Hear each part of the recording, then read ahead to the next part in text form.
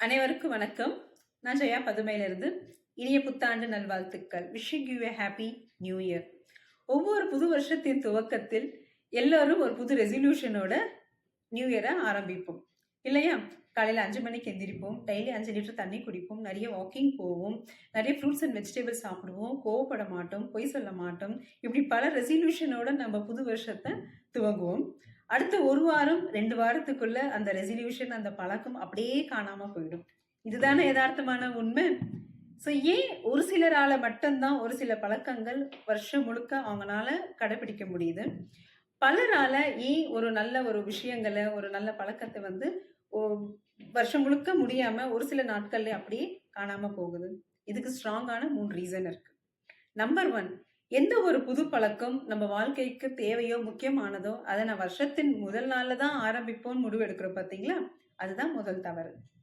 2வது, ஒரு சில பழக்க வழக்கத்தால நம்ம இத்தனை வருஷம் சின்ன வயசுல இருந்து இன்னி வரைக்கும் ஒரு சில ஹேபிட், அந்த செல்ஃப் பேட்டர்ன் என்ற ஒரு விஷயம் நம்ம வாழ்ந்து வரும்போது, ஒரு புது பழக்கம் நம்ம கொண்டு வரும்போது நம்ம பாடி அண்ட் மைண்ட், ஆள் மனசுல அக்செப்ட் பண்ணாது, ரைட்? ஸோ அதுக்குன்னு ஒரு சில டைம் எடுக்கும்போது தான், அதுக்குண்டான அந்த பெயின் வரும்போது தான் நம்ம திரும்ப பழைய பேட்டர்னுக்கே போய் விழுந்துடுறோம். இது 2வது ரீசன். 3வது reason, society, environment and people.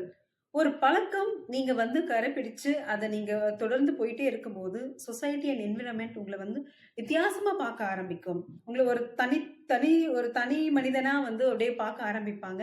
So அந்த பார்வையிலேயே, அந்த அந்த அந்த நோக்கத்திலேயே நம்ம அந்த அந்த புது பழக்கத்தை நம்ம அப்படியே மறைஞ்சு போயிடும் நம்மளை விட்டு, ரைட்? இதுதான் அந்த 3 விஷயம்.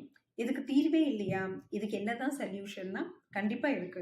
ஸோ ஒவ்வொரு மனிதன் இந்த பூமியில் ஒரு பர்பஸ்க்காக பிறக்கப்பட்டிருக்காங்க. அந்த பர்பஸ் என்னன்றது தெரிஞ்சாதான் உங்களுக்குள்ள ஒரு பர்னிங் டிசையர் உருவாக முடியும்.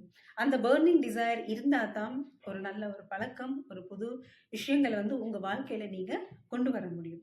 ஸோ இந்த புரிதல் இல்லாம நீங்க எந்த ரெசல்யூஷன் எடுத்தாலுமே உங்களால ஒரு அந்த வருஷம் முழுக்க ஃபாலோ பண்ண முடியறதில்ல, ரைட்?